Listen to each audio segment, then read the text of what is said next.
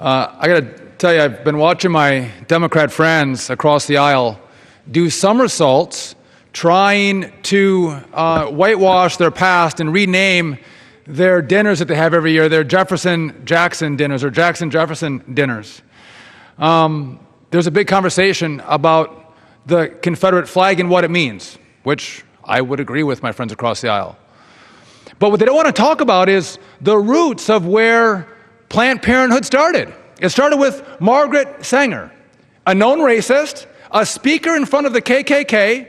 She believed in eugenics, and she is the founder of Planned Parenthood. We should talk about the racist roots of Planned Parenthood, just like with the Confederate flag, and just like the Jefferson-Jackson dinners that the Democrats celebrate every year. If you watch the videos that have come out about Planned Parenthood, harvesting little baby body parts and selling those body parts for a profit, that's disgusting. This is not a debate about abortion or even non-abortion, pro-life or pro-abortion. Those who are even pro-abortion agree that these tactics are unacceptable.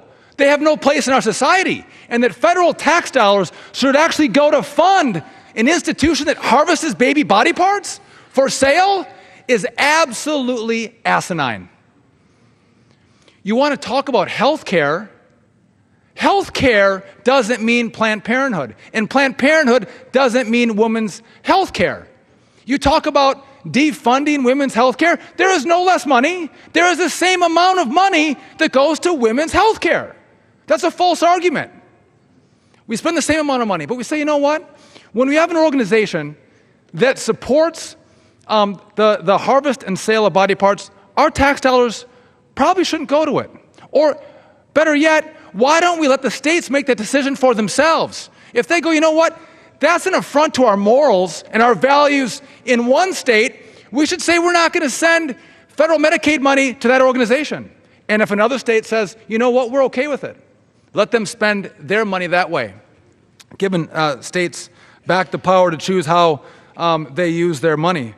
I got to tell you, I oftentimes sit back and am amazed that my friends across the aisle who talk about being very compassionate and caring and loving and supporting the downtrodden can't join us in saying, you know what, we probably should at least ban abortions after 20 weeks when little babies feel pain, when little babies can survive outside the womb. We are so radical in our position that we want to support abortion up to the point of birth. We won't even support you if there's a botched abortion and a baby is born alive, that we should probably try to save it. You can't even join us in that. You know what? It's a sellout to the radical abortion industry. I see the rally outside. The rally is a rally of Planned Parenthood that provides the largest funds to the Democrat coffers, to their campaigns.